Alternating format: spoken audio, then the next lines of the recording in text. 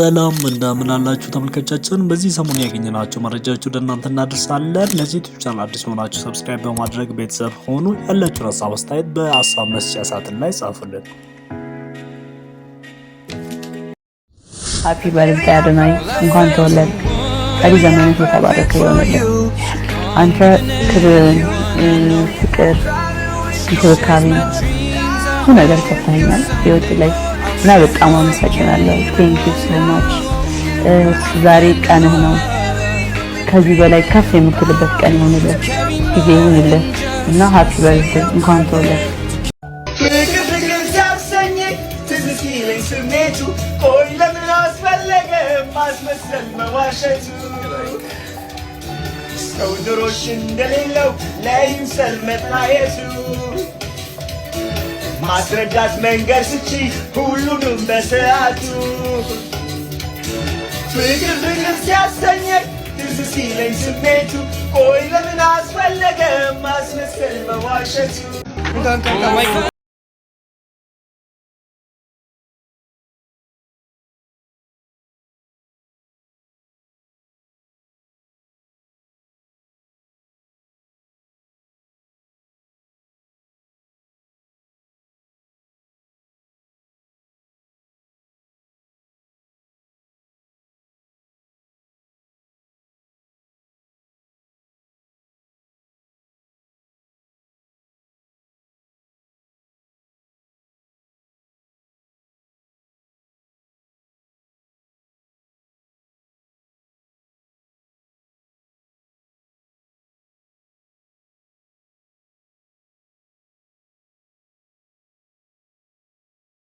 እንደምታውቁት ጃኒና አዶናይ በፍቅር አብሮ መቆየታቸውና በፍቅር አብሮ ረጅም ጊዜ ማሳለፋቸው ይታወቃል። ረጅም ጊዜ ማለት አንድ አመት ከምናምን ወደ 2 አመት ይጠጋል፣ ጆን ዳንኤል ከመታሰሩ ጊዜ ጀምሮ ማለት ነው። ነገር ግን አንድ ክስተት እነሱን መለያየት ችሏል። ይህ ክስተትም ደግሞ በጎንደር የተከሰተ ክስተት ነው። ባለፈው ብዙዎቻችሁም ደግሞ ሰምታችሁ እንደነበረው እንግዲህ ጃኒ ሃሎ ትላለች ማለት ነው ለጆን ዳንኤል ደውላ ከዛ ራቁቴን ብላ ያወራችው ነገር ይሄ ቪዲዮ ተጋልጦ ጆን ዳንኤል ሚዲያ ላይ አወጣና ከዛ በኋላ አዶናይ ይሄንን ሲሰማ እጅግ በጣም አዝኖ ልቡ በጣም ቆስሎ ነበርና ላይቭ ቀጥታ ገብቶ ሲያለቅስ እንመለከታለን ማለት ነው። እንዴት እንደዚህ ታሪክ ያለሽ ሰው ኖርሽ ያለሽ የሚለው ዘፈን ራሱ በዚህ ነው እንደዚህ ሲዘፈን የነበረው ማለት ነው።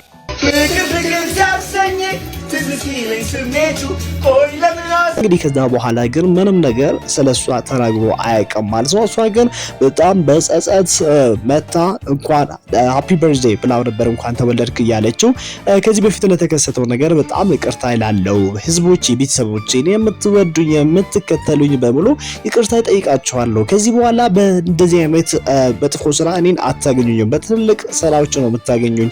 እጅግ በጣም ትልልቅ ነገሮች ሰራ ነው የምትመለከቱኝ። ከዚህ በኋላ እንደዚህ ነገር አላረግም።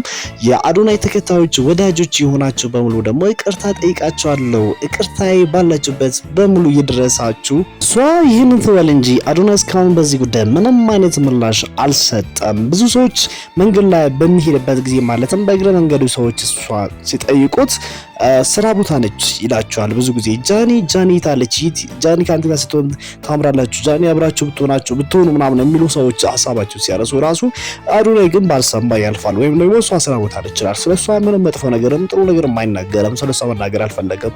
እንግዲህ አንዳንድ ጊዜ ንጹህ ልብ ያላቸው ሰዎች ሰውን አንድ ጊዜ ይወዳሉ፣ ግን በዛ ሰው ከተከዱ መልሶ ያንን ሰው ማፍቀር በጣም ዳገት ነው የሚሆንባቸው ማለት ነው። ንጹህ ሰዎች ከተከዱ በተለይ በጣም ካኩረፉ እነሱ መመለስ በጣም ከባድ ነው። ምክንያቱም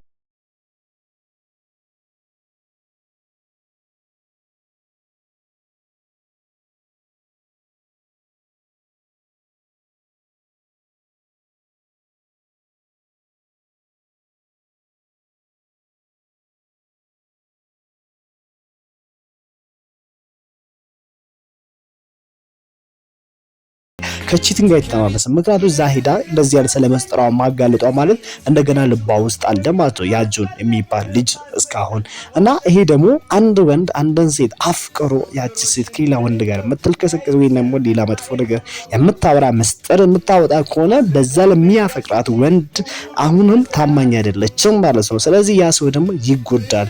ማንም ሰው ሚስቱ ፍቅረኛው እንደዚህ እንድታርቅ አይፈልግም። አዶናይም ለዚህ ነው እጅግ በጣም ያኮረፈውና እኔ በጣም በሱ ቦታ ሆኜ ራሱ በጣም አዝኜ ነበረ። በሱ ቦታ ሆናችሁ እናንተ ስታስቡት አንድ በጣም የምታፈቅሯት ሴት፣ በጣም የምትወዷት ሴት፣ በጣም የምታምኗት ሴት እና ሁሉ ነገራችሁን ያሳያችኋት ሴት፣ ሁሉ ነገራችሁ እየሰጣችኋት ሴት እንደዚህ ስታረጋችሁ በጣም እጅግ አስከፋ ነገር ነው። ብዙ ሰዎች አዶናይና ጃኒ እንደገና ተጣብረው እነሱን አንድ ላይ ማየት እንፈልጋለን ይላሉ። አንዳንዶቹ ደግሞ ጃኒ አዶናይን አጣች ማለት የንጉስ ቤተሰብን አጣች ማለት ነው። ምክንያቱም ከአዶናይ ጀርባ ትልቅ የንጉሳዊ ቤተሰብ አለ ማለት ይቻላልና እናቱ፣ አባቱ፣ ወንድሞቹ ምናምን ቤተሰቦቹ፣ በተለይ ደግሞ ቤተሰቦቹ መካከል ያለው ፍቅር እጅግ በጣም የሚያስቀና ነገር ነውና ጃኒ ከነሱ ውጭ መሆኗ እጅግ በጣም የሚያሳዝን ነገር ነው። ለሷ ትልቅ እድል ነበረ።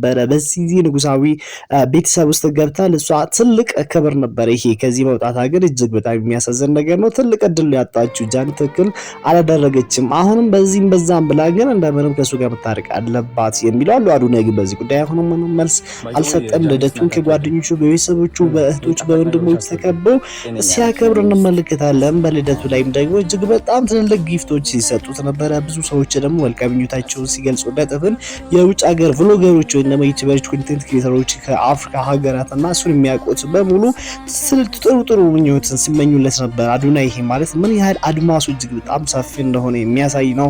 እሱም ኢትዮጵያ ሊሚትድ ክሬተር ሳይሆን ከኢትዮጵያ ያለፈ እጅግ በጣም ኢንተርናሽናል ታዋቂ መሆኑን እንደቀጠለ ነው ማለት ብዙ ሰዎችን በጣም እያስገረመ የሚገኝ ወጣት ነው።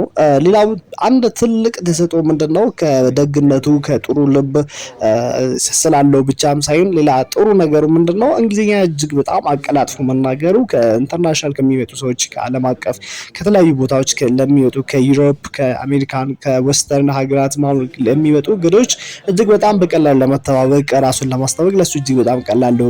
ታስታውስ ከሆነ አሾ ስፒድ ኢትዮጵያ የመጣ ጊዜ የአሾ ኢትዮጵያ የሚባል ማለትም ከትክክለኛው አሾ ስፒድ ጋር የሚመሳሰል የሚባለው ልጅ እሱን ለአሾ ስፒድ ለማስተዋወቅ ያደረገው ጥረት እንግሊዝኛው አገላለጹ እጅግ በጣም የሚገርም የሚደነቅ ነበረና ይሄ ደግሞ አንዱ የእንግሊዝኛ ችሎታውን ማሳያ ነበር ማለት ነው። እና አዶናይ እንዲሁ ኢትዮጵያ ውስጥ ብቻ ታዋቂውን እንደ ሌላ ቲክቶከር ዝም ብሎ ላይፍ ላይ የገባ ኮይን እየለቀመ የሚኖር ከዛ ባገኘው ብር እየተዝናና የሚኖር ሰው ሳይሆን ገና ብዙ ጀብድ ትልቅ ነገሮችን የሚሰራ ወጣት ነው ማለት ነው። እሺ ተመልካቾቼ እስካሁን አብራችሁ ስለቆያችሁ ስለተከታተላችሁ እጅግ በጣም አመሰግናለሁ እያልኩኝ እናንተ ግን በዚህ ጉዳይ ሀሳባችሁ ምን ይመስላችኋል? ስለ አዶናይ እና ጃኒ ስታስቡ ተመልሶ አንድ ላይ ይሆናሉ ወይስ እንዴት ይሆናል ብላችሁ ታስባላችሁ? ወይስ ደግሞ አዶናይ ሌላ ፍቅረኛ ይዞ ላይፉን ይቀጥላል፣ እሷም ደግሞ ሌላ ሰው ጋር ትተዋወቅና ህይወታቸውን በቃ ከዚህ በኋላ እዚሁ ብሬክአፕ አድርገው ለየብቻ በቃ የራሳቸውን ላይፍ መኖር ይቀጥላሉ? ወይስ አንድ ላይ ደግሞ ተመልሶ ይታረቃል የሚል አይነት ግምታችሁን በዚሁ ኮሜንት ሴክሽን ላይ ታስቀምጡ ፈልጋለሁ። እስካሁን ስለተከታተላችሁ እንዲህ በጣም አመሰግናለሁ። ለዚህ ዩቲዩብ ቻናል አዲስ የሆናችሁ ደግሞ ሰብስክራይብ እንድታደርጉ፣ ሌሎቻችሁ ሰብስክራይብ ያደረጋችሁ ደግሞ ለጓደኞቻችሁ ሼር ማድረጋችሁን እንዳትረሱ። እንደዛም ደግሞ ላይክ አድርጉላችኋለሁ። እኔ ወንድማችሁ ፍሮምስ ነበርኩኝ። እስካሁን አብራችሁ ስለቆያችሁ አመሰግናለሁ። ሰላም ሁኑልኝ።